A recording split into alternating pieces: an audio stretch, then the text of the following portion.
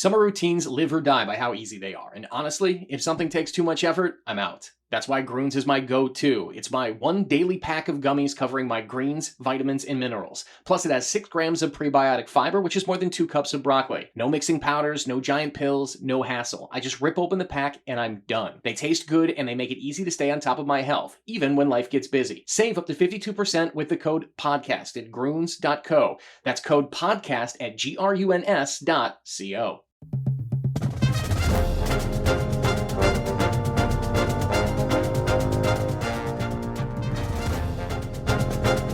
It's the Go Gopher Podcast with Mike Grimm, episode number 76. I am Mike Grimm, voice of the Golden Gophers, and welcome back to the podcast. We have a great one lined up for you this week. Thank you for clicking, and thank you for listening. We'll start the episode by talking to Golden Gopher women's golfer Emma Carpenter, who we have so much to talk about. She's a top-notch golfer, a social media influencer through golf, a major award winner in student journalism, a familiar face to Big Ten Network viewers, will be competing in the U.S. Women's Amateur Tournament soon, and is returning for an extra year of eligibility with the Gophers. So quite a lot to discuss. We'll do that shortly, and you'll enjoy it.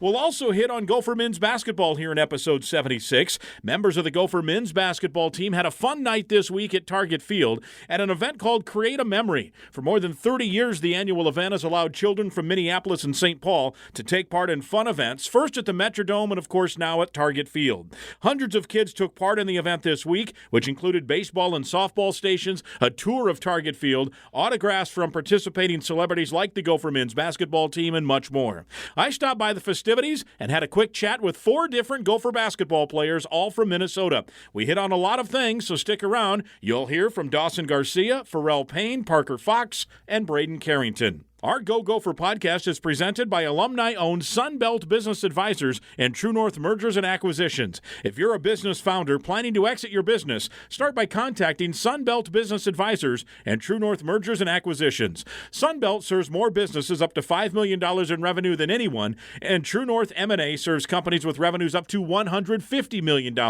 Get a confidential, no-cost, no-obligation business valuation started today.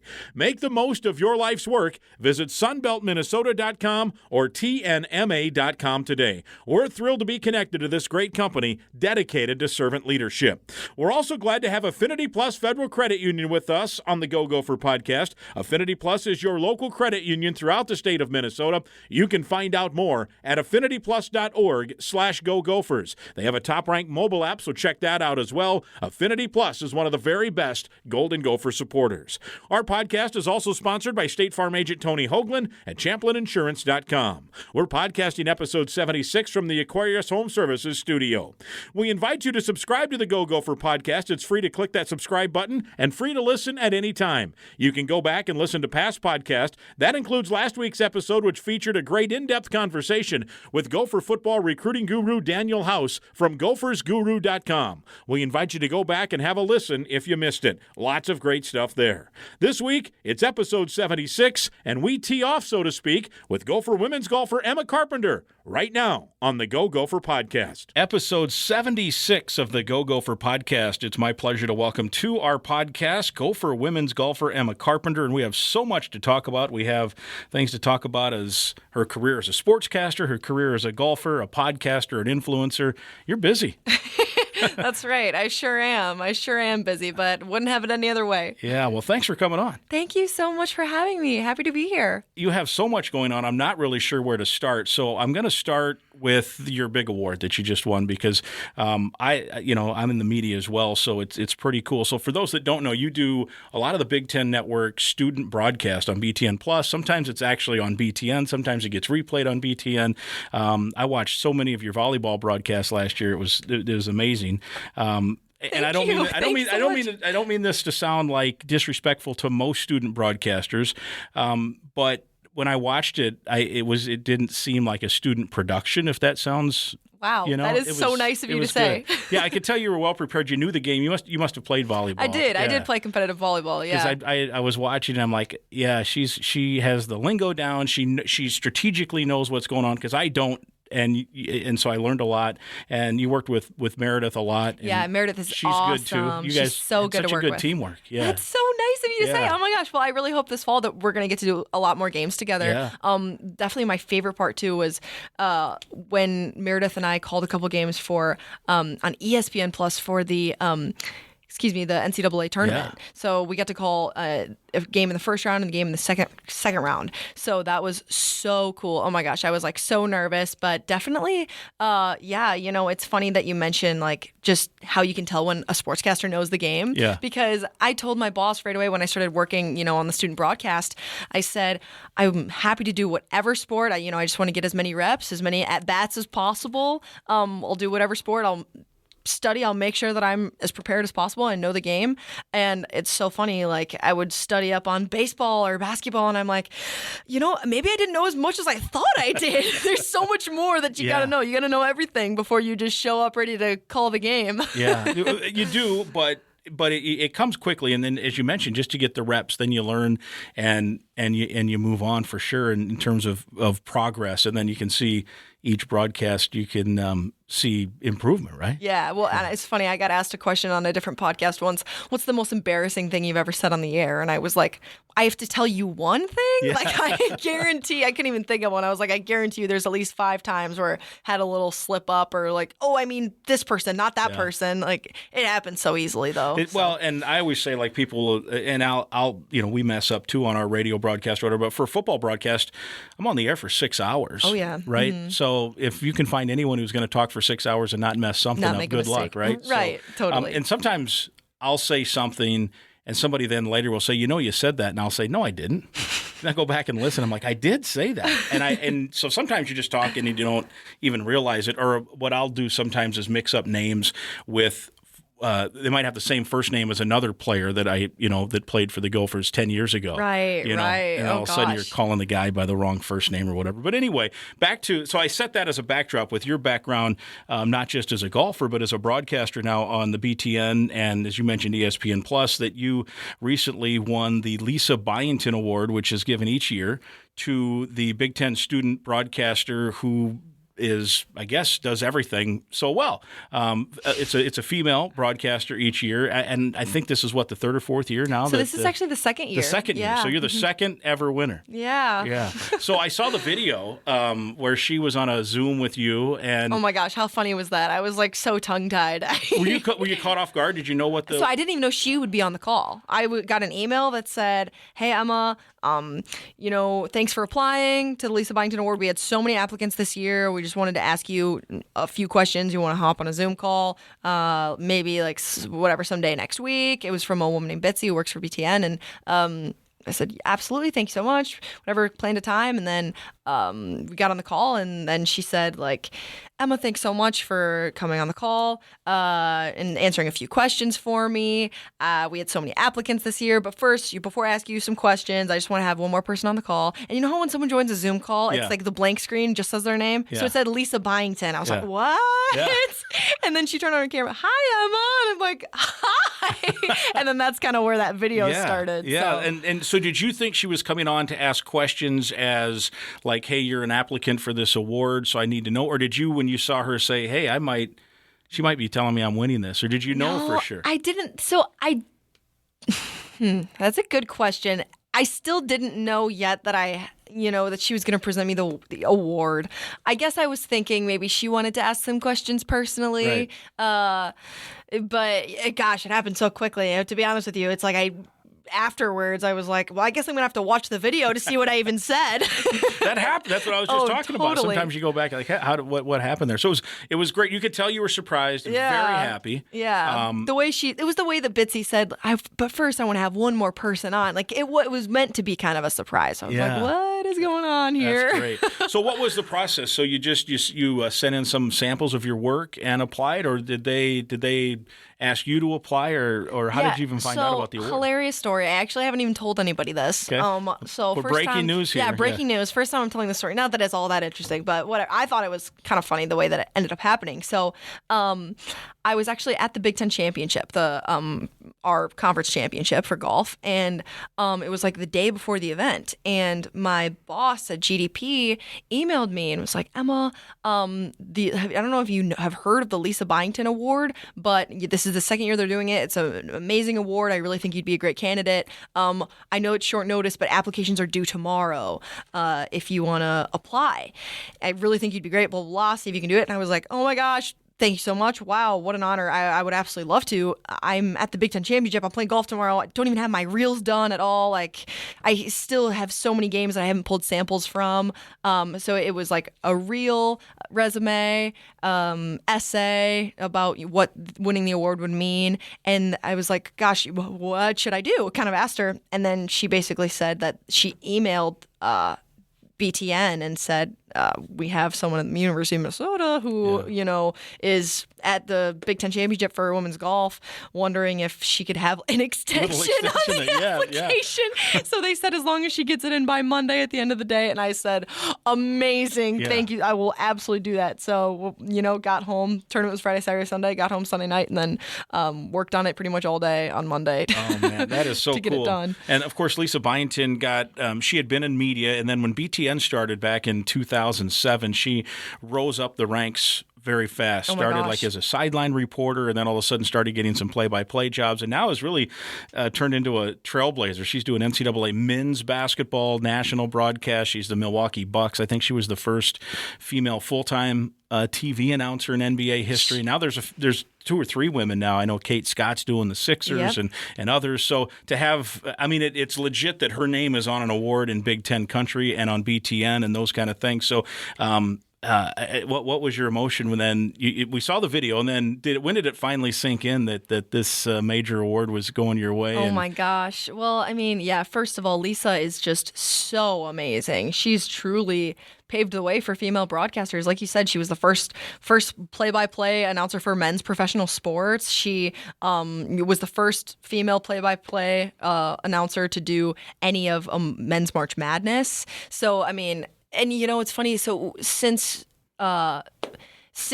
we first became in touch, Lisa and I have kept in touch, and she said something that she shared with me is that she actually started out. She said she did local news for 10 years, and she would go out herself. She would bring her own camera. She'd shoot her own footage, and then she'd go to the bathroom and put on makeup and whatever, and get ready to report her own footage herself. It was just so impressive. And she said, and I loved every minute of it. That's how I knew that I wanted to do it. But gosh, it was so emotional. I don't know if you could tell, but I was definitely kind of I was holding back tears in the video. And something else that was kind of funny and distracting is my parents. So I was sitting in our office at my parents' house, actually. And, because I was home to play a qualifier, a U.S. Open qualifier that week. So this was the day after the qualifier. And I was sitting in my parents' office, in my parents' house, and they were both standing outside the door. It's like a little glass door right there. And they're standing outside the door, like kind of listening to this happen. And then they were like, kind of like, oh my God, reacting. And like they start crying. So I'm like seeing them out of the corner of my eye and like trying to take it all in. And even still, there were definitely tears, and it was so exciting. Just, gosh, I'm so honored, so humbled. Like, really, I can't believe it. I truly can't believe it. It's still kind of, sometimes forget that it happened. And I think about it and I'm just like, I cannot believe it. So this is a silly question, but we're on a podcast, so why not? Is the award itself, do you have it yet? Is it like a trophy looking thing, or is it something you hang on the wall? Yeah, so it actually is. I know because the inaugural winner, Reagan Holgate's her name. She does news in Rockford, actually. Oh. So not too far from my hometown. And so I've been in touch with her as well. She sent me such a nice message. chatted back and forth a lot since they made the announcement. And she did a little announcement on the air too about the Lisa Byington Award, and she, had hers with her, and it's this trophy, microphone, super cool, super neat. But I mean, I think the real cool part of it is getting to have that experience going to the Big Ten headquarters and meeting everybody and meeting Lisa, and I believe get a little bit of time in the studio and just kind of get to have this whole experience that day. So have that's those what I'm days really been set? Do you know when you get to We're go? working on scheduling it right now, but it'll be sometime in August, I think. Yeah, amazing. And you mentioned the winner last year. What school in the Big Ten was she? She's Michigan State. Michigan State, and now she's working in Rockford, Illinois. Yep. Which is up the road from DeKalb, which is your hometown. Yes, yes. That's great. Yeah. Is Rockford the TV market for DeKalb, or are you Chicago? Good question. Yeah, I'm sure. know. I'm That's not sure something that either. I should probably Well, know. it doesn't really matter. I'm a geek, so I wonder about those things. And now Lisa Byington was also a Big Ten athlete, right? So I think she's got, I'm sure that there's. You know what? I believe she played both basketball and soccer for, I want to say, Ohio State. Yeah. And so that was kind of part of her story too. So that was something that was how we connected, or something that we could connect on, Sure, was that you we were both both athletes, both had a passion for sports and and talking, Right. So ended up working out really, really well. Yeah, and she, I think, went from there then into, as you mentioned, local TV and got this job. I know she had some Michigan connections too. She may have gone. I'm trying to remember myself. Anyway, It was. By the way, it's Northwestern is what it is. Northwestern. She got the job in Michigan, I think. Yes, And yes, that's it's what kind it of was. been based there, so she played soccer and basketball for Northwestern. Yes, got the job at Michigan, and just so impressive. Very so cool. impressive. Very cool. And now you guys have been in touch a little bit more. Had you seen her at different events before you won the award? I had not. No. This is, that was the first conversation that her and I had ever had, and so nice. She sent me a text message and said, she said on that Zoom call too after the recording ended, she said, I'm going to send you a text so we'll have each other's numbers and we can connect and we can chat. And I was like, well, you're going to be the coolest name I have in my phone. That's pretty sweet. So yeah, she's just been so warm and so kind, and I couldn't be more thankful, really. It's pretty cool. Now we're going to talk about your golf stuff here later in the podcast as well, and when you started and when you knew you'd be pretty good. But I want to ask you from a broadcasting standpoint, when did you get an interest, do you think, in wanting to be a broadcaster and a sportscaster and that? Yeah, great question. So I would say towards the end of high school, when you start to think about what you want to do, I'm really passionate about music, singing, performing. I was so into theater. I was like a huge theater nerd in high school. Was like I did community theater as well, so I really loved to perform. And I'm very much a people person. Yeah. Like what we're doing right now, I'd love to chat with people. Part of the reason why I left the podcast as well. So, and then I've always been an athlete my whole life. I've always been super, super passionate about sports. So, and I also, my favorite subject in school was writing literature. I love to write. I love to write stories even. But so it just kind of all put together. I was sitting down with my parents talking probably towards the end of high school about what I wanted to do. And my dad said, what about sports broadcasting? And I just said, wow, that's something that I feel like I would really love, something I think I could do. And, I kind of just dove straight into it, got to school and then applied for the journalism school and took sports reporting, went really right into it, started working for GDP and started doing this podcast. Started the podcast, it was in the winter of my junior year. But so, yeah, that just went for it. And now you've got all kinds of reps. You've got awards, and you're getting ESPN and BTN assignments. It's pretty neat. It's funny. When you put it that way, I'm just like, I can't even believe that. It feels like just yesterday. I remember sitting down in my first journalism class, and everybody around me just was so... was writing for the Daily, they had all these things that they were doing, and I had no experience, none. And I was like, oh my gosh, how I just feel so unqualified. The fact that, I should be taking notes when just my classmates are even speaking because they have so much more experience than me. And to think just a couple years later, I really feel like I've gotten so much experience feels really amazing for sure. Take me back all the way to the first time you were on the air for BTN. How nervous were you? How did you know what to prepare for?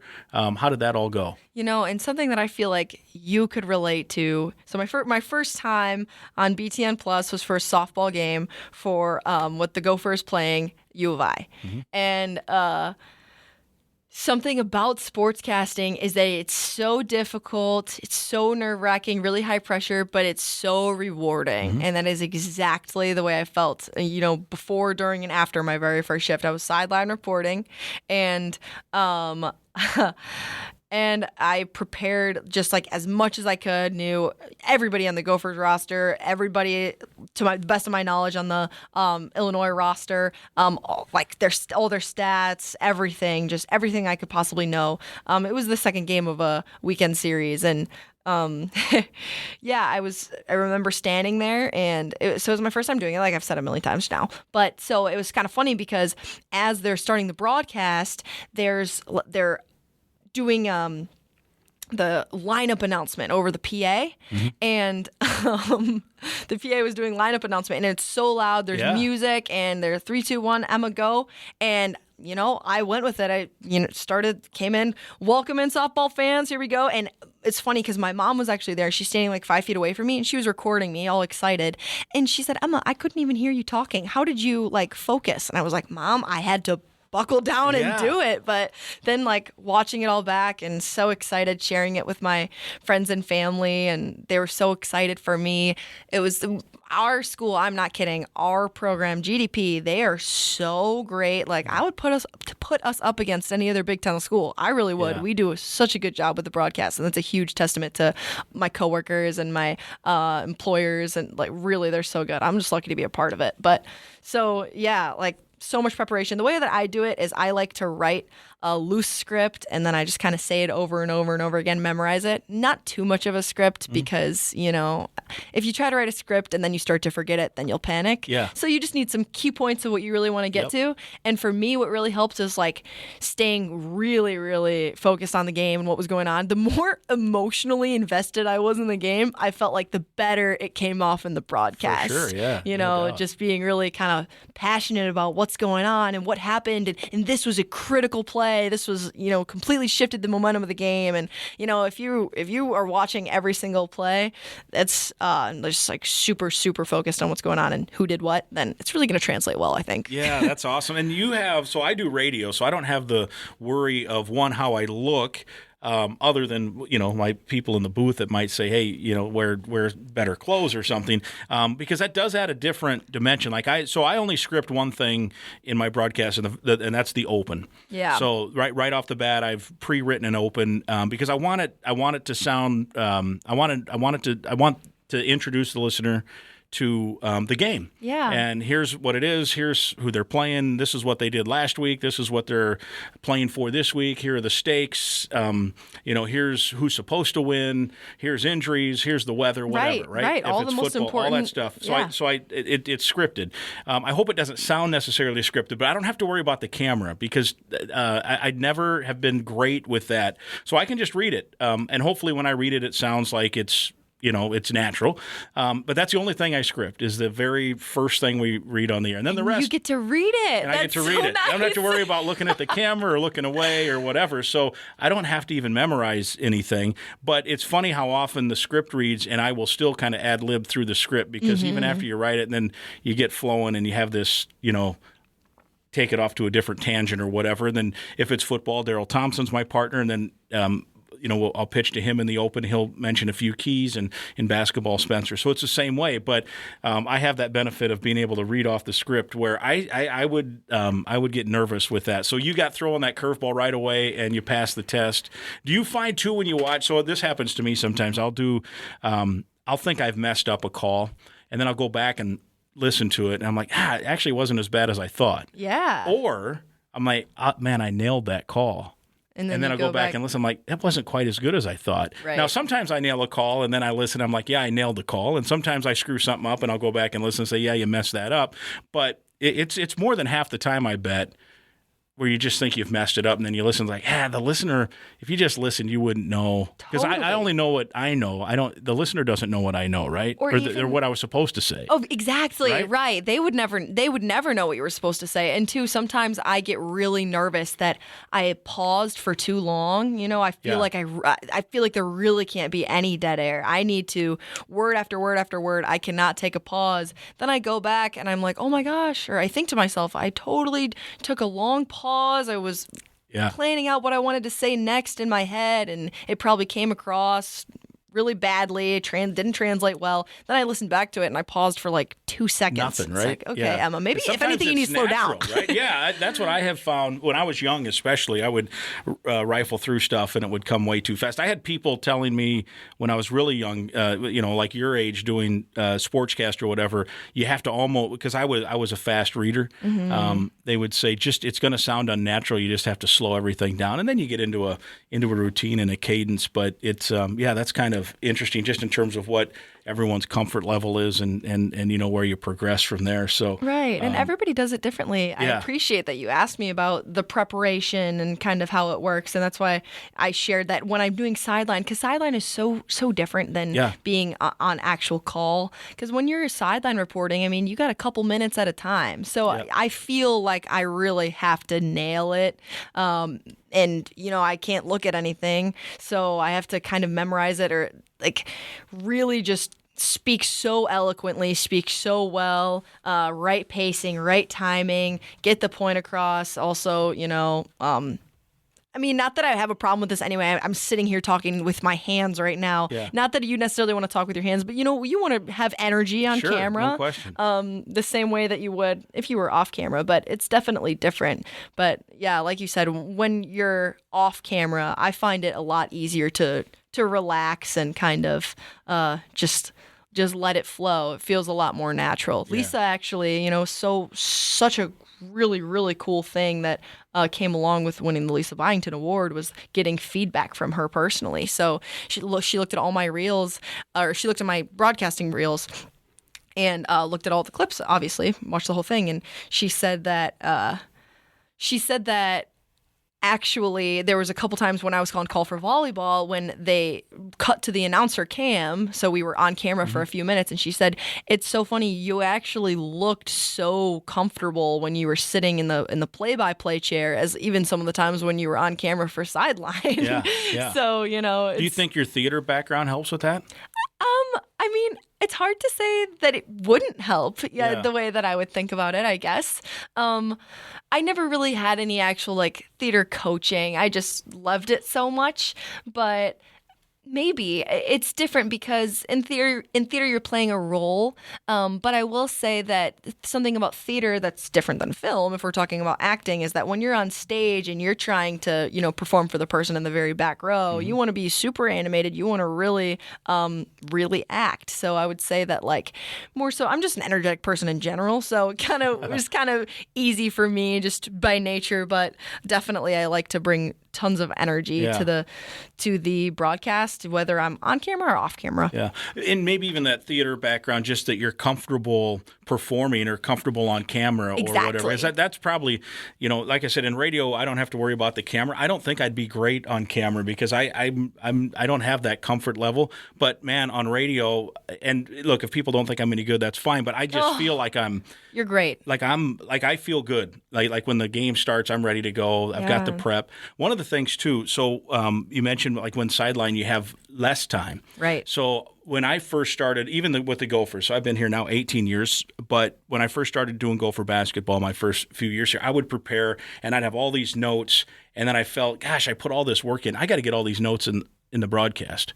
And so sometimes I'd go through these notes stats or win streaks or whatever, and sometimes they didn't have to do with the game, but I wanted to get them on, and then I would, and in radio we have sponsored features and triggered features live reads and the color commentator, and then it's a fast-moving game, and we're cluttered enough, I guess. Right. So I got to the point where I go back and listen. I'm like, gosh, I need to still prepare. I'm going to do so I've never changed my preparation. I have all kinds of stuff, and if something in the game now fits, this this info that I have prepared with now fits the game, I'll use it. But I'll bet I only get to 50% of the stuff I've prepared now. And I'm totally at comfort with it, which I wasn't early. I'm like, I got to get this in. I worked, I prepared. And I wonder, like when you're doing sidelines, sometimes they might say 30 seconds and you've prepared hours of info. Do you feel like you got to cram it in, or are you at a comfort level now where just going to get the best 30 or 40 seconds that I'm going to go? Definitely. And if there's stuff left in the bag, it's left in the bag? Yeah, that's a really, really good point. So I would say that when I've been on sideline,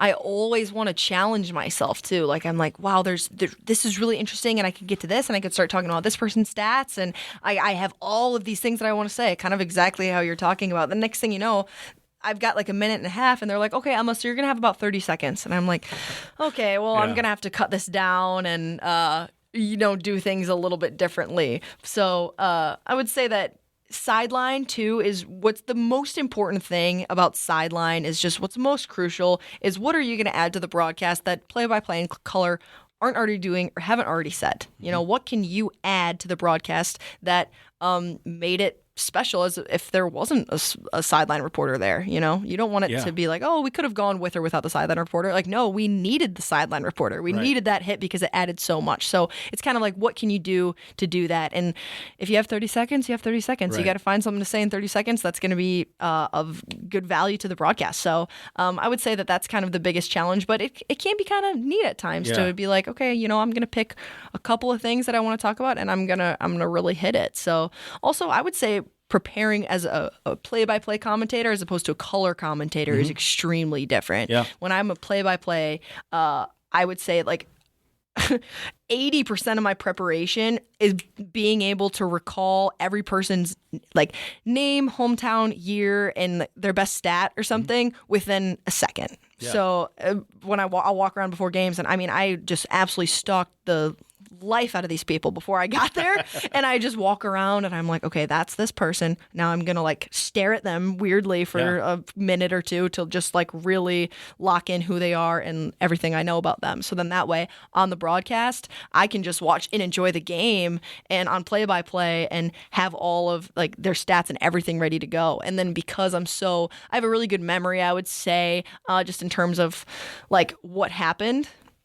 So then on play-by-play, it's easy to just kind of talk about what trends have been going on throughout the game, and then a lot of the really just kind of key stats that we wanted to get in anyway. Yeah, for sure. No doubt about it. So as you got through the season last year, how was it for volleyball now I'm talking, where the team was doing really well? Do you get emotionally attached a little bit to – because – You're different than me. I'm doing the Gopher radio broadcast, so most everyone listening wants the Gophers to win. Right. Now you're doing Gopher broadcast as well, but Unbiased. There's Illinois volleyball fans watching as well. It has to be a little bit down the middle. But did you find yourself too, at least internally, getting caught up with the success your school's teams having? How did you handle that? 100%. And you know what? I will say something else is like the venue, when we're at the PAV and it explodes when the Gophers get a point, it's hard to, when the other team scores, to, be able to give that exact same energy when the room is flat. Yeah. So I would say that the biggest thing, too, it's really important to remain unbiased. It's not even something that you can kind of push the line of. You got to be unbiased. And for me, I would definitely say, like, I'm rooting so hard for the Gophers. It was kind of easy, especially, most of the way through the season, because they were winning, scoring so many points. Like, I was giving them the credit that they deserved on the broadcast. So that just made it all more fun. But definitely, I think there was once or twice where I said, like, unfortunately goes in the net. And then it's like, oh my gosh, I can't say that. So that's a good question. That's a good point. I guess, especially to being an athlete myself, I know a lot of these players and I'm just pulling so hard for them. But sports are sports, and you, as a sportscaster, you have to give credit where credit's due. And, if there was a really good point or, run or whatever goal, whatever it may be from the other team, then you got to give that exact same energy and that exact same credit. So How did you and Meredith get to have such good chemistry? Because it's so good. That is so nice. And you know what? I think that like why that means so much that you say that is because I feel like we do too. For sure. No question. Yeah. Yeah. Well, gosh. Well, I mean, first of all, she's just a great woman. She's so easy to be around. She's super fun to work with. And she's so nice and complimentary, really. She makes me feel so comfortable. We chat a lot before the game just about everything that we want to talk about, everything we want to get done.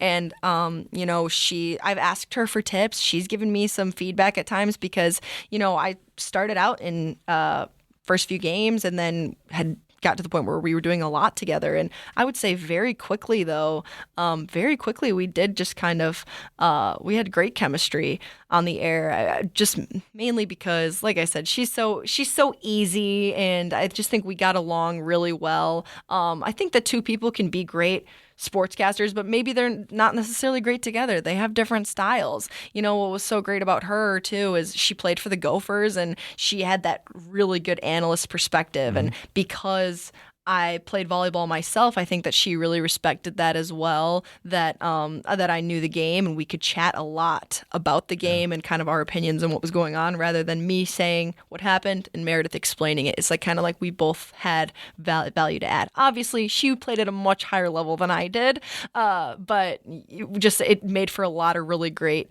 back and forth on the air. So what other sports, you said baseball, softball, what other sports have you done now? I have done, on BTN Plus for the Student U program, I've done volleyball, baseball, softball, women's basketball, soccer, and women's hockey. Wow. I believe that's all of them. And so did you have a pretty good grasp on most of those sports, or did you have to take a crash course in some? Yeah, trust me, I did. I would actually say I would say baseball I studied the most just on lingo because I haven't necessarily I've watched the Cubs a lot in 2016 when they won the World Series. I'm a Cubs fan, but otherwise I don't really follow the MLB a whole lot. Right. So I knew all the rules, but I just didn't necessarily know the lingo. I was like, I can't get on the air and not know how to talk to the fans. Right. So that was more what I studied. I was on the phone with my dad's really good buddy who played college baseball, like before my first call, just kind of talking his ear off, picking his brain about the lingo and stuff. And then hockey as well. I didn't follow a lot of hockey before coming up here. I wasn't as big of a hockey fan, but since moving up here, obviously that's changed and got some really, really close friends on the women's hockey team and men's hockey team. So obviously they're really easy to support as well. They're so fun. Their games are so fun to go to. But so definitely had to talk to a lot of my friends on the women's hockey team. Like, hey, I'm calling your game next weekend. Like, let's, will you kind of like, can I ask you a few questions about stuff? So they helped me out a lot as well. That's great. Got to do what you got to do. And now, so you've done games on the air, and we were at obviously we're doing men's basketball. You did an anthem before a men's game. How many anthems have you done here for Gopher events? Good question. I don't even know. A lot though, right? Yeah. I mean, a dozen. Wow. I think so. Maybe even more. It's probably one of the coolest days of my life. The first game that I called on ESPN Plus, I actually sang the national anthem for that game. The volleyball? Yeah. So it was so funny. They reached out asking if I could sing the anthem, and I had asked my boss. I was like, "Well, I'm actually on call for this game. What are the odds I could run over, sing it, and then run back to my seat?" And she said, "Okay," because I think we'll go live like 15 seconds after the anthem ends. Holy cow. So just kind of sang it and then sprinted back over. But it was so much fun. I absolutely love doing it. It's such an honor every single time. They act like I'm doing them a favor, and I'm like, you guys are doing me a favor inviting me. I love to do this, really. Yeah. Did you do it a lot in high school too? I did, yes. Yeah. So I did it for a lot of games at my high school, and then I also did it a little bit at NIU in DeKalb, and I did it just a lot of events, just kind of in the community as well. Do you get nervous? Or excited now? I don't get as nervous anymore. The first time I did it for a volleyball game, it was for a volleyball game that I actually did it the beginning of my junior year of college, and I hadn't done it in like 3 years at that point, so I was so nervous. Oh my goodness, I was so nervous. But each time I've done it here at the U, I get less and less nervous for sure, and just more excited and just happy to be there. Yeah, they're just like, for all of their singers, thank you so much for coming. Thank you so much for singing for us. And, I'm sure everybody else just like me is like, no, I'm so happy to thank you for having me. I'm happy to be here. That's great. How do you practice a lot? Or do you I try not to annoy my roommates, so a lot of times I practice in my car. The national anthem's pretty much the only song in my repertoire anymore, so luckily I don't have to work on a lot of other songs. But yeah, so I sing in my car. Sometimes I sing in the apartment, in the shower, the normal places. Yeah. But just you got to give reps, just like play by play, right? No exactly. doubt about it. All right, so we're like 35 minutes into this Go Gopher podcast, so we have not hit on your golf career yet. So can we talk some golf? Of course. There's just so much to talk about with sportscasting, and you and I could talk about this forever. Like I said, we could go 3 hours on this.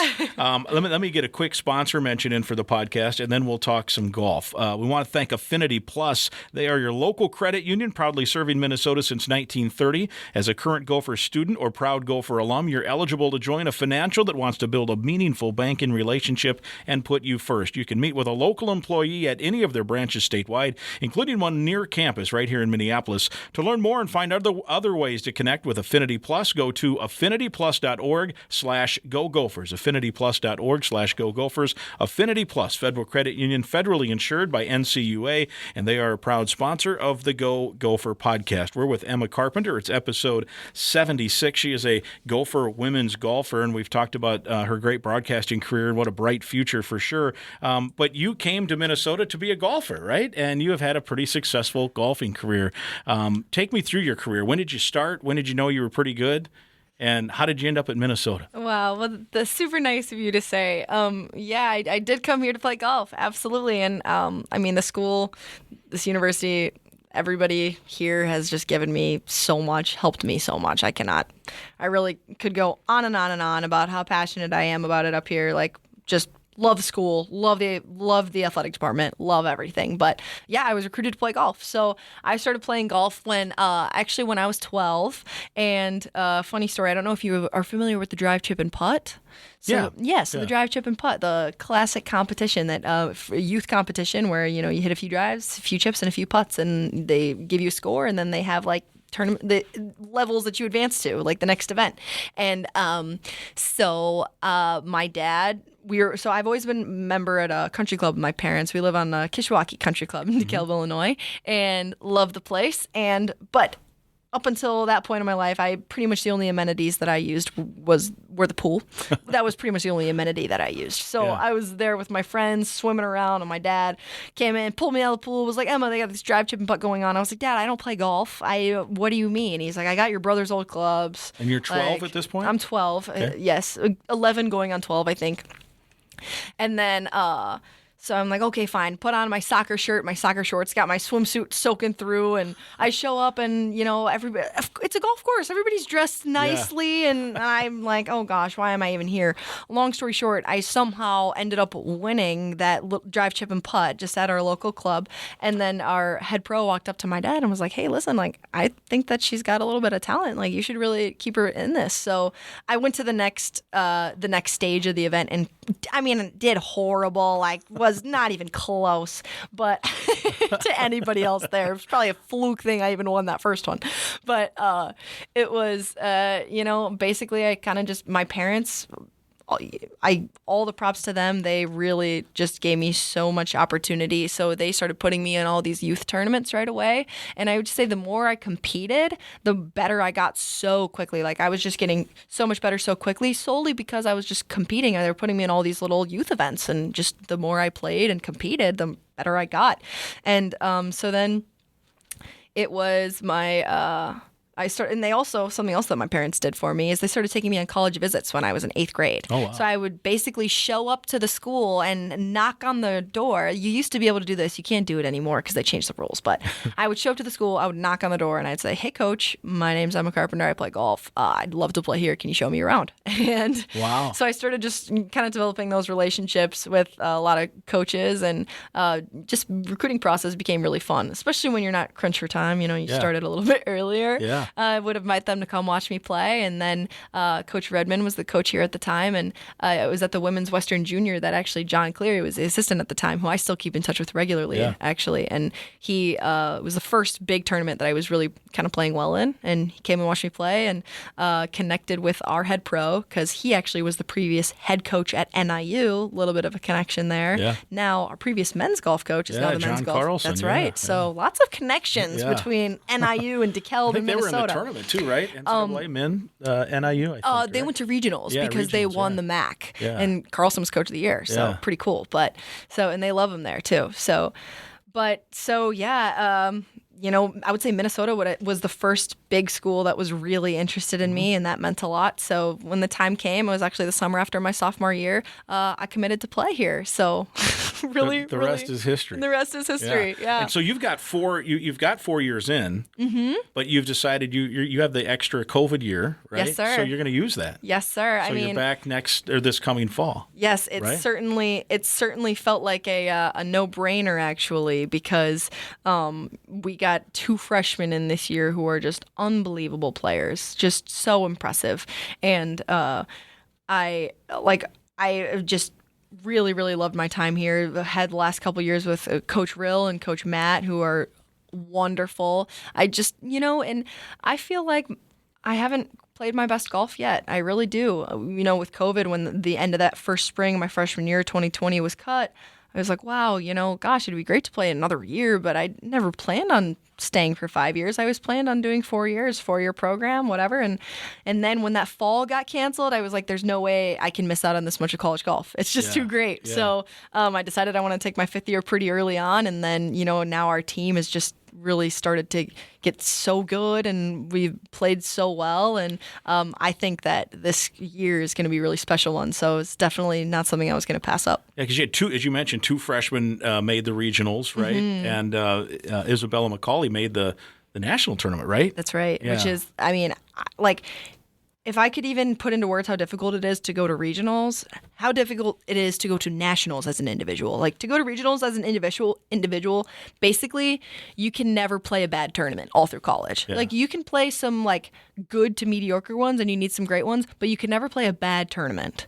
That's kind of the criteria to go to regionals, which I never did. I had some good tournaments, I had some bad tournaments, but, Mariana and Isabella are just been playing so amazing, and they're such great teammates. So great to be around, and it's been so much fun. But and Grace Curran, actually, my best friend, my roommate last year, she missed out regionals by just a stroke. Wow. Our sophomore year, actually, I believe, missed it by just one shot, basically. So it's so hard to do, and the fact that Bella made it all the way to nationals this year, it's just it's unbelievable. And Grace is coming back also for an extra year, She is, right? yes. Yeah, we're going to come back and we're going to do it together. This group can make some noise, right? Oh, yeah, you that's the plan. That is definitely the plan. Yeah. How is you did go through the coaching transition from Michelle to Real. How did that go, and how is the new regime going? Yeah, good question. So, Coach Redmond, basically, it was during COVID, and made the decision to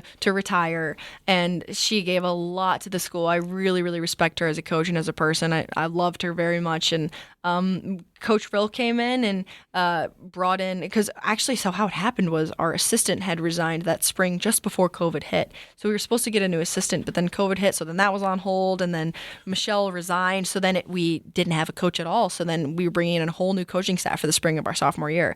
And honestly, the transition probably couldn't have been any more seamless than it was. They came in and we started playing well right away. We got up to a ranking that spring that was better than we'd been in a while. So just a testament to what good coaches they are, for sure, and how much they helped us right away. And, we're very close. We're a small team, so very easily tight-knit, and coaches are coaches and teammates, they're all like family. Yeah. And now in the summer, you guys can all scatter about and play in different events and do things. And you're coming off of a great situation where you've qualified for the U.S. Women's Amateur. Tell us, one, how you did that, and two, when that event will now be. Yes. So the U.S. Women's Amateur is, pretty much the best amateur event that there is. And it's just the biggest honor ever to play in it. It's been a dream of mine always. I played in the qualifiers for the last 6 years. I've been playing in the qualifier every year. But what makes it so difficult is it's just one day. It's just 18 holes. And you have to shoot a really good round. So it's just the pressure is really, really high. It's really hard to, under pressure, know that you have one round of golf to make it happen for yourself. So I try it every single year. And, I really haven't even come close. Just because the second that you realize you're probably not going to qualify, it can... Yeah, it can be easy to lose focus. But this year, actually, funny, I got off to a bad start. I actually bogeyed the first 2 holes. It was just this past Monday at Indian Hill Country Club at Winnetka, Illinois, and bogeyed the first 2 holes. Ended up making a couple birdies, a couple more bad bogeys, and then finished the front 9 2 under. And then kind of thought to myself, it's probably going to need to be 2-3 under on the back 9 to get it done. And so I ended up shooting 3 under on the back 9 and asked my mom on the last hole because I don't like to know the leaderboard because sometimes it can make me nervous, but you kind of have to know at some point. So I asked my mom on the last hole, I said, Mom, I knew I was 1 under par. I said, Mom, do I need to birdie 18? And she said, I don't think so. And I was like, okay. So I ended up having like an 8-foot putt for birdie and I missed it, but then ended up winning outright. I thought that she meant qualifying. I didn't know that she meant winning. So that at least kind of helped. I'm kind of glad that she said, oh, you can make double and still qualify. I probably would have made triple. Right. So she was thinking, because how many places qualify? So it depends on the size and the strength of field. So at this one, field was really good. Field was really big. I believe there were like 85 players maybe. Lots of really good players in there. Really great girls as well. And so this one, 4 spots. So the top 4. Top 4. Mm-hmm. Yeah, and so you won it. So yes. And then you had a teammate. Grace, that's right. Yes. She finished 3rd? She finished, yes, tie for 3rd. Yeah, mm-hmm. So she's in too. So she's in too. So Grace and I for sure are going to go to the U.S. Amateur, Women's U.S. Amateur at Bel Air Country Club in Los Angeles. Wow. When is that? So that is August 7th through the 13th. Wow. And our teammates, so Megan Fertney, who's actually a grad transfer from Duke, who's transferred in this year, who Grace and I played junior golf with. So we know her really well. She's from Illinois. And her and Isabella are going to be playing in the Minnesota qualifier coming up here pretty soon. So hopefully they both will get out of that qualifier as well. And all 4 of us will go to Bel Air. 4 golfers out in that thing. How that would cool be would that great. be? No doubt. Bel Air, that's a pretty cool course to be out in California too. How much pressure are those kind of tournaments for you? Gosh, well, this will be the highest caliber tournament that I've ever played in. It will be. So it will be difficult to not have the mentality of I'm just happy to be here for sure, because I know for a fact that I'm just going to be really excited to have the experience. But I mean, gosh, you saw how it works is it's 2 days of stroke play and then it goes to match play, the top 64. So it's so difficult to make match play at the U.S. Amateur because it's the top 156 female golfers in the world pretty much. People come from all over the world to try to qualify for the USAM. Sure. That was another girl who came out of our qualifier, was like on the Australian national team, who came out of Illinois, the Illinois qualifier. So basically I'm going to have to really do some mental prep prior to go into the event like I'm ready to win. I'm trying to win, not just I'm happy to be here or I'm trying to make match play. Of course, the goal is to try to make match play, but I mean, I think you got to aim for as high as you can. Yeah. And how much can that too help now for you going into your final college season too, just to have that success? Oh gosh, like I can't even quite explain. The thing about golf is it's so up and down, but the way that it goes for a lot of the best players is at some point in their career, they had kind of a click. Something happened. Maybe it was one good tournament, and then it just completely changed their career. Next thing they know, they showed up to every single event with a little bit more swagger, a little bit more confidence, just a little tighter game. So I think that coming off the U.S. Amateur in August, I'm definitely going to be feeling ready to go for the college season. Yeah, you're right. And I think even like the PGA men, when you see a player win for the first time in an event, it isn't too much longer that they they'll win again usually. Right. Like you win one, you'll win again because you get through that barrier. Tony Finau, who won the 3M last year, then was like a week or two later won in Detroit. He's in Detroit this week as we record trying to defend that, and then he'll be back out in Blaine trying to defend the 3M. How about Denny McCarthy, who was in the playoff for at the Memorial, and then just the next week, next thing you know, he's like in the lead again, and he hadn't really done anything for a while. That's all it takes. All it takes is just.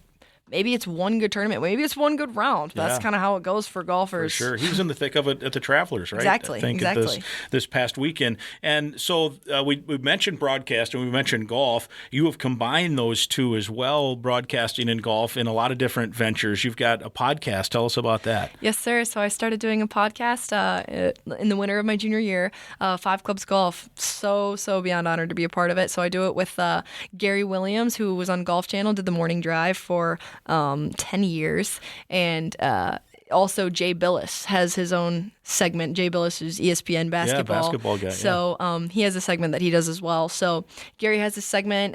He has a lot of professional golfers and different guests kind of throughout the game. And I generally stick to college golf, but I've branched out a little bit and done some other things as well. You've interviewed a couple of big names, right? I have, yes, I have. Tell us about that. And I saw the one earlier today, and I got it on my watch list now. I got to go watch that. Bryson DeChambeau. That's right. It looked like an hour-long podcast. Sure was. Tell us about it. Yeah, I mean, gosh, cannot thank Bryson enough for coming on the podcast. Really, it was so great, and he was really, really great. He's such a huge figure in the game of golf. Just everything that he's done. He's definitely just one of the most popular, one of the most influential figures. He's really been a pioneer in just so much of what he's done and his different philosophies and different things that he's tried and all the success that he's had. And definitely someone that I knew that a lot of people would want to hear from. So, the way that it worked is we got in touch over social media, and I asked him if he'd be interested in coming on my podcast, and he said, sure, let's make it work, which is just honestly really nice of him, considering I'm sure he gets interview requests all the time. Any journalist would love to have at least a quote from Bryson DeChambeau to put in their next article. So the fact that he came on for an hour-long podcast with me, and I was just so happy with the way that it went, just says a lot, really. And then you have talked with Jason Day, and you're going to do some other stuff with 3M this month, or this next month, right? That's right, yeah. So I filmed some footage and content with Jason Day last year. Coolest guy on the planet. Huge J Day fan, just after working with someone. After you work with some professional athletes or some certain people, it's funny how you can become a fan of them based on how cool they are. And I'm telling you, he was so nice. He was so cool, so gracious. He actually had a hard stop in the middle of one of our session. I mean, it was one session, but in the middle of one of our videos that we were filming, he had a hard stop, and agent came up and said, sorry guys, Jason's got to go. And Jason said, whoa, no, let's finish it. We're going to finish it. And I was like, wow, how cool is that? Just so nice. And it was so much fun. He's so much fun to work with. So very fortunate. Tournament director Mike Welch, great guy, 3M Open. I pretty much just work with him on all the little jobs that I can do at the 3M Open. I got to hit balls with Annika Sorenstam. That was freaking surprise that wasn't even really meant to happen and just kind of happened. So so excited to work there again this year. Yeah. Well, where can people find the 5 Clubs podcast? So you can find the 5 Clubs podcast on Spotify, Apple Podcasts, YouTube, iHeartRadio, and I think that's it. Yeah, pretty much wherever. Everywhere you can find any of your other podcasts, you can likely find 5 Clubs Golf. So you've got another season of Gopher Golf. What do you think? Where do you think you'll be in 5 years? What do you think? Where do you see this whole thing going? Come on, that's the hardest question. I wouldn't know how. I don't know how to answer it now for me either. But what is your where do you think your future? I can give you a dream. So I will not be pursuing a professional golf career after school. I probably actually will continue to work through social media a little bit. Mm-hmm. I've definitely enjoyed that, as long as I keep it minimal. Social media, I mean, props to people who work through social media. It's a full-time job. It is definitely difficult. I try to take on little deals here and there. I've worked a lot with Second Swing, and I absolutely love it. But it's definitely, it can be difficult to keep up with. But so I would like to continue to continue working through social media a little bit, a lot on the golf aspect. And then ideally, it's so competitive, sportscasting is. I'm just going to kind of take whatever I can get. That's kind of the attitude that I had coming into it in school, and it's probably going to be the attitude that I have when I finish, just wherever I can get my foot in the door, I'm really pleased. But, definitely a dream would be at some point maybe hired by a network or by a team. Amanda Balionis Renner, what she does, she works for CBS. She's so good. How good is she? Yeah. She's so good. Yeah. I met her. She's so cool too. Like when she does interviews, her smile is just like right away puts, I think, the person she's interviewing at ease, because sometimes those interviews aren't always easy because you're interviewing a guy who just bogeyed to lose the tournament, and she has an ability. I think she's so warm and so like easy to talk to. And like, I know for me, part of the reason why I wanted to get in interviewing, it's funny because I want to like do interviewing, but I also really love play-by-play where I don't really interview anybody. Yeah. But just like genuine human connection is just like something that you can't fake, you know? And like, I know that, especially like being an athlete myself and like being able to relate to a lot of the people that I've interviewed on my podcast and things like that. I just think that's really special, and definitely watching Amanda and how, just her class and everything, the way that she carries herself and the way that she treats people is definitely something to look up to. And she was good in the Full Swing series too. Did you watch that? Yeah. I didn't actually watch all of it, but I watched most of it, parts of it here and there. She was kind of one of the people they would interview as part of it to shed more light on different stories and stuff. So she was great. And she prepares she knows everything. She prepares like nobody else. So you're thinking you want to stay in golf broadcasting, or because you've been good in other things, would you branch out too? I absolutely love volleyball. I sure do. Volleyball, I would say, has been my favorite sport to call. It's just been so much fun. But I definitely have the most insight in golf. So, kind of like I said, I'm happy to do wherever I have an opportunity. Gosh, I will take it, and I'll be extremely excited about it, and I'll make sure that I do the absolute best job I can. So I guess we'll have to see. That's great. Well, the future's bright, that's for sure. Oh, well, that's really kind of you to say. We will. Can we have you back on the podcast at some point? Oh my goodness, are you kidding me? I love this. Excellent. Anytime. I really appreciate you having me. Yeah, for sure. Well, we'll do that, and sometimes stop up in our football broadcast booth during the season if you want. I would. Hi. Love that. Yeah. Love that. All right. Great. Thank you so much. Thank you so much for having me today. Emma Carpenter, Gopher women's golfer and broadcaster and winner of the Lisa Byington Award for this year, episode 76. That's Gopher golfer Emma Carpenter. What a talent and what a bright future. I hope you enjoyed hearing from her as much as I did. When we come back, we'll play back 4 quickie interviews I did with 4 native Minnesotans playing men's basketball for the Gophers. That's next.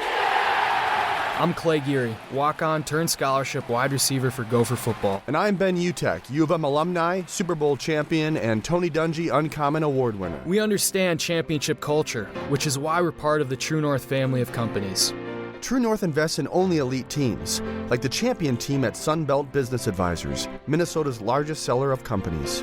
To learn more about True North and our diverse family of independently owned companies, visit TrueNorthEquityPartners.com. Hi, Gopher fans. Switching is easy. We do it all the time. We switch on lights, we switch TV channels, we switch on the TV. And with the new transfer portal, some college students even switch colleges, which can seem crazy to us diehard fans. But what's not crazy is how you can switch and save with State Farm. In fact, my agency can switch you over so we can start saving today. My team is ready to welcome you to the State Farm neighborhood and show you it is, in fact, easy to switch and save. When you want the real deal, check us out at ChamplinInsurance.com. Like a good neighbor, State Farm is there.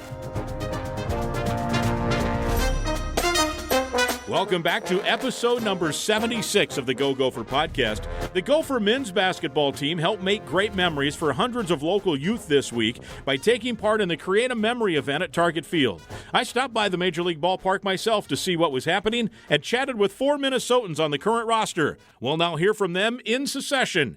Dawson Garcia, Parker Fox, Pharrell Payne, and Braden Carrington. With Dawson Garcia, we're at Target Field. You guys are taking part as a team in a great community outreach program called Make a Memory for a lot of young kids who don't often get to experience Target Field. You'll be sharing some field time with them here.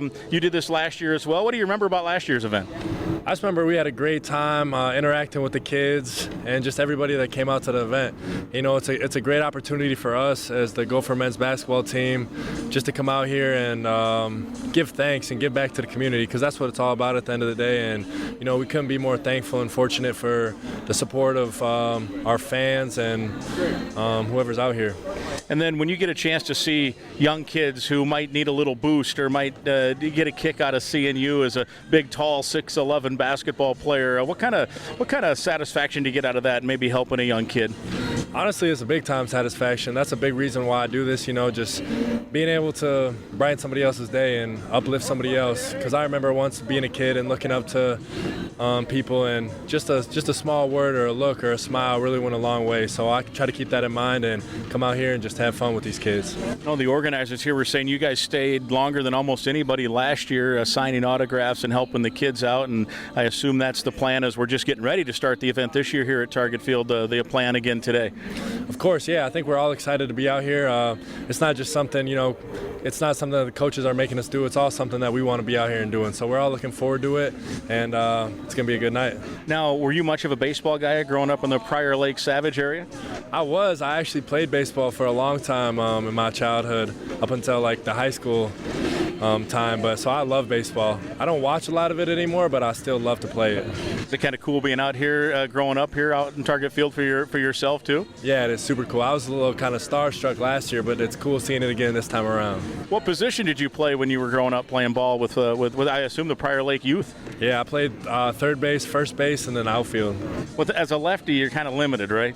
I'm actually right-handed. Oh, you're right-handed when you throw. I do everything right-handed except for shoot a basketball. Yeah. I didn't know that. That's an interesting little sidebar. All right, well, let's talk about how your summer's going here as we're into the summer school period, and you guys can work out some with each other certainly, and then with coaches at times, and then you get into the weight room as well. How's the summer going up to this point?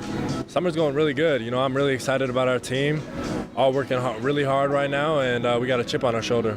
What kind of things for you personally, because you obviously suffered the injury up at Michigan last year, and then when you came back, I don't know, it was an 8 or 9 game stretch, you were really at a different level in terms of what you were producing. What this summer do you work on to continue to grow and to make that a regular part of your game now every night? Yeah, I really just say be in detail with my work each and every day. I'm going to come in and give the same effort and attitude every single day. So now it's just really challenging myself to be consistent with my numbers as well. And then as you look at it, I talked to Coach Johnson late last week, and he talked about, I asked him that same question, what do you want to see from Dawson? And he said that he just wants to see that, you know, every night, just a consistent guy. Kind of said back he remembered that he thinks you have the ability, like Jordan Murphy, he knew what he was getting every night. Do you kind of look at that as a challenge from the head coach? Yeah, I definitely look at it as a challenge, but a challenge that I'm looking forward to. All right, how about some of these newcomers? What do you see from, you got some transfers coming in, some new freshmen that you're getting to know, I suppose, as a teammate now? Yeah, you know, I've been super excited to see the work they've been putting in so far. They've all came in with great attitudes, working hard, and all of them shown different things on the floor thus far, and I'm super impressed with each and every single one of them. I was at an event in Rochester earlier in the month. I guess it was in June, and they wanted me to talk. It was a quarterback club, so I said, all right, well, I'll talk some football. So I gave him like 20 minutes of football and opened up for questions, and almost every question ended up being about Gopher basketball. So obviously people have a passion for basketball around the state. What do you tell fans about what they can expect to see when you guys hit the court here come November? Yeah, no, I think that's a great thing, especially, we haven't had the most success in the past couple of years, but, oftentimes when people ask that question, we can say what we want, and, it's probably going to go in one ear, out the other, because we haven't had the most success. But at the end of the day, just tune in, and we're going to give it our all, and I'm sure looking forward to a winning season for sure. Is it new? I guess it is new in terms of an experience for you to be returning, because you started with your 1 year at Marquette and the coaching change. You moved on to Carolina and then on to the Gophers. So for the first time in your college career, you're coming back to a system and a culture that you're used to. How much can that help you in development and you just in terms of getting ready for a season? I think that can be really scary in a good way, honestly. And just going back to your past question too, it's like nothing that people say outside of the noise is really gonna good or bad, is going to affect the way that we need to approach each and every single day for us to have the most success possible. So just, looking forward to it. And like you said, this is my first time where I'm, like a situation where I'm coming back for the second year, and I'm really looking forward to it because I feel like it's just knowing the system and being able to know all the reads in and out is going to be big time. And now you're one of the old guys, right? Time flies, right? You're probably like, God, how did we get here already? But how much of a leadership role now do you want to take on? Yeah, I've always been a kind of led by example, just my work and the work I put in. But I really want to step up, become more of a vocal leader. I feel like I have that in me as well. And so just challenging guys, pushing guys to limits that they didn't know they had. Just because that's how you really get that team camaraderie, is if you are all in it together and you reach that next level as a team. Well, we don't want to wish the summer away because it's a fun time of year to get a little time off. But I also want to say I can't wait till November gets here to start watching you guys again. Of course. Appreciate you. All right, very good. There he is, Dawson Garcia. Parker, how's the summer going? Summer's going good. Yeah, it's we've got a great group of guys coming in. Obviously, returners from last year, and then the new guys we added. Great pieces to our locker room. Great character kids. Everybody comes from good backgrounds, and then coming into the locker room and just wanting to join one common goal, which is winning basketball games. So I think credit to Coach Johnson and the staff with the way this new kind of college world has gone with the transfer portal, and having to get kids from different places. It's tough sometimes to know what kind of kid you're getting, but it's been awesome the way the transition has been just seamless. And with the new guys we brought in, they've been awesome. They bought into the team mentality, and we're just trying to just push through that for the rest of the summer and get to know each other better. I think it's the biggest thing, especially in this day and age in college basketball where you're adding different pieces from different teams and all this kind of stuff with the transfer portal. You still got to have a connected locker room. So that's kind of been my biggest goal this summer is, obviously basketball and that kind of stuff is, no doubt we're going to be a part of that. But just getting the guys in and just creating relationships and creating friendships and being able to trust one another, because once you get out on the court, I feel like that's one of the most important things. So only 2.5 weeks in now, but it's been effortless and it's been fun. And I know Ben last week talked a little bit about because the roster is now bigger than it has been the last couple of years. He's concentrating a lot on group workouts, not full team workouts, just to do some specific drills and stuff. Have you found that to be helpful? Yeah, for sure. I think anytime you can work on your game and become a better basketball player, it's vital. Especially for me coming back from 2 injuries, just being able to not overwhelm myself with the big gym full of people and just be able to get in and I work a lot with Coach Thorson and Ben, and just be able to just work on my game and get some of those touches back. You lose some stuff through injury, and it's stuff that you don't even think about. You shoot a layup and you might have missed it. Like, how did I miss that? But it's just you need those continuous reps, and you need those things to eventually just it's going to become second nature like it was back in the past. So yeah, it's been great to just work with some of the bigger guys. We got Big Jack in now too, and then work with Pharrell. And Pharrell he's such a good kid. He's always listening, and that's what I appreciate most from him, because I'm able to help him with some stuff, and then vice versa, he's able to help me. Obviously quite a few years younger than me, but at the same time, if he sees anything that I don't, you appreciate that kind of feedback and you bounce that off each other. And I think that's one thing we do really well, is we're just able to bounce those ideas off one another, and it's been great. Yeah, I would think going against 2 big bodies like that can help you get used to what life will be like in the Big Ten too. Yeah, for sure. You're exactly right. There's it's a lot of contact and it's a lot of physical play, and I'm a player that predicates my game off of contact and physical play, and being able to go out against 2 guys like that who are the definition of physicality is a lot of fun. So we're getting better every single day, and we're pushing each other, and just being great teammates. Well, whenever I get into a discussion about basketball and Gopher basketball, especially, one of the first questions that comes up is, how are Parker and Isaiah going to be? What do you know? And I'm like, I'm not sure. You just never know. So I'll ask you, how do you think you guys are going to be? We're going to be great. We're going to be great. No, we work too hard to not be great. I think I speak for Isaiah too, and I say this is, we spent so much time working at this thing, and I think anybody that's gone through this thing, they kind of have 2 routes they can go down. They can put your head down and kind of be, disheartened and sad and feel bad for yourself, or you can take the other road and say, I'm going to work my tail off to be the best I can be, and whatever comes from it comes from it. And I think having that attitude has helped me a lot, because you never know when this thing's going to end, right? And I've been fortunate through 2 injuries to have a coaching staff and have people stick by my side, but you never know when the ball's going to stop bouncing, whether it's an injury or whether it's life comes up in general. And so I'm just taking every day as a blessing, trying not to take anything for granted, and just working my tail off to be the player I was, if not better. When you work like that and put effort in, do you put a timeline in your mind, and when you want to be able to get 100% contact, play in a game, all that stuff? Yeah, I think you do, but I think at the end of the day, it's less about that, and it's more about just every single day, like how you made yourself better each day, right? And was I better than the day before? And you let the trainers and you let the professionals deal with the rest of the stuff.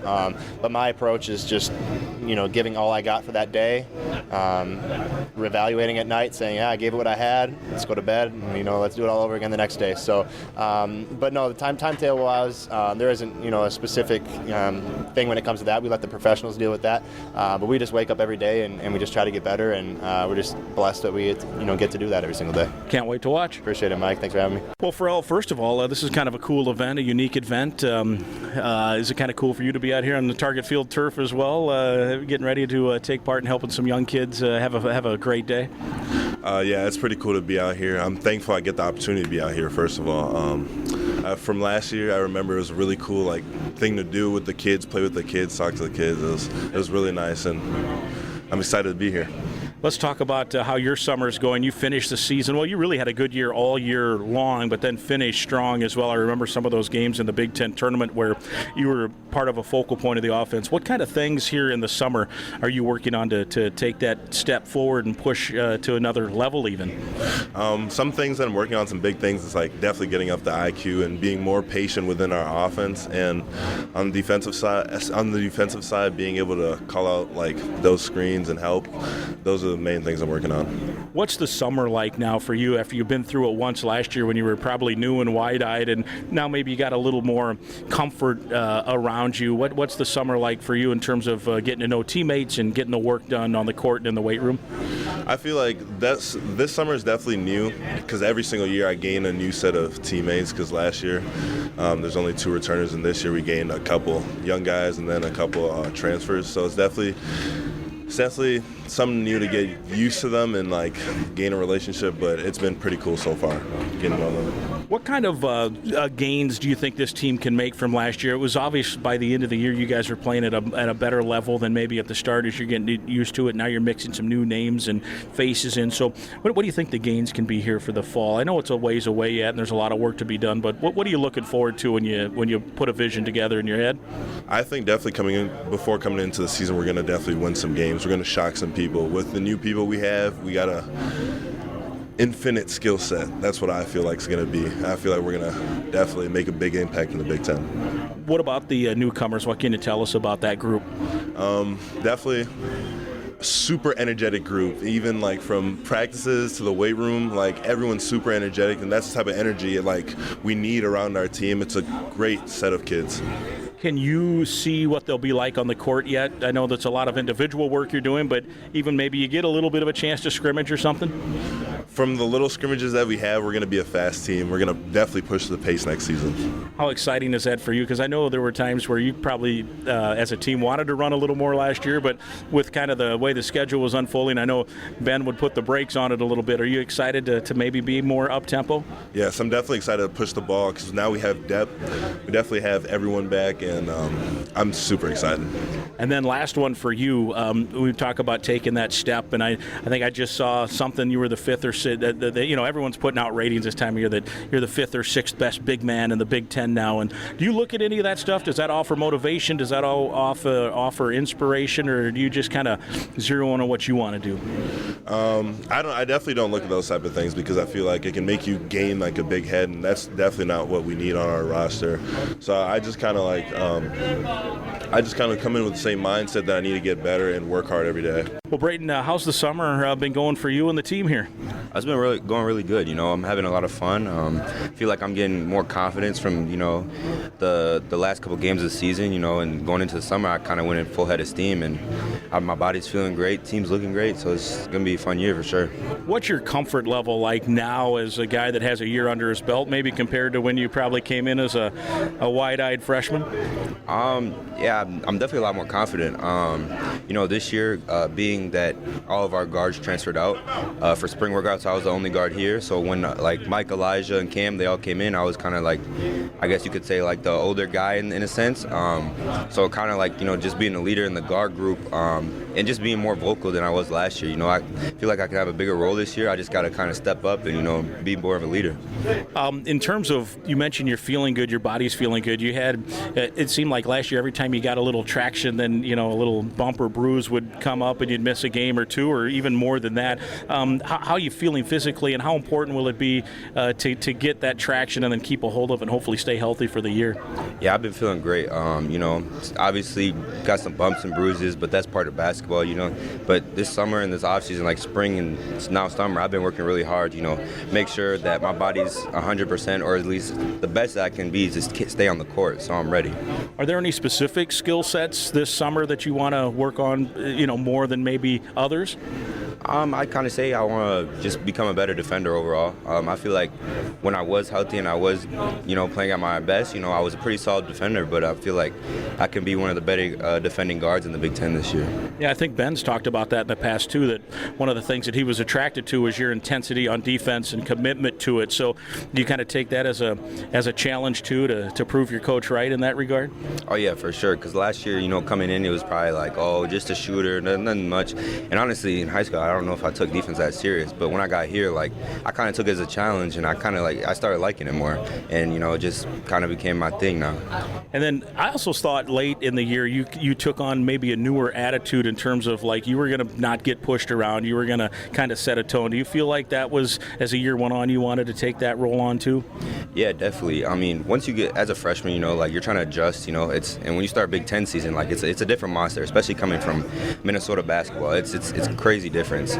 So, as the year kept going, obviously you don't want to be the freshman that just gets pushed around, because you'll be a liability out there. So, you just got to go out there with the mindset, you kind of, you're not a freshman anymore. So, you just got to kind of keep playing and not let somebody punk you. Last year, I know the wins didn't come as high frequency as you guys probably all wanted. So as fans are watching and hoping, what kind of things do you think this team, and look, it's a long ways away and you guys want to have the summer and we're not wishing anything away. I can't wait for November to get here, that season to start. But that said, what kind of things, where do you think this team can take a step, and how good can it be, do you think? I think we're going to make a big step just honestly everywhere, Obviously, we're getting Parker Isaiah back. Hopefully, I'll be healthy. We'll have a lot more bodies, so we can run more. Our offense will look a lot differently. Because we have a deeper bench. I think that was probably our biggest problem, is we just didn't have much guys that could come in and help us. So I'm really looking forward. I think there'll be a lot more wins this year. Very good. Thank you. Appreciate it. Yeah, no problem. There they are, Garcia, Fox, Payne, and Carrington, along with their teammates doing great things in the community. I'm looking forward to the upcoming season. The Go Gopher Podcast, episode 76, was presented by Sunbelt Business Advisors and True North Mergers and Acquisitions. If you're buying or selling a business, visit sunbeltminnesota.com or tnma.com.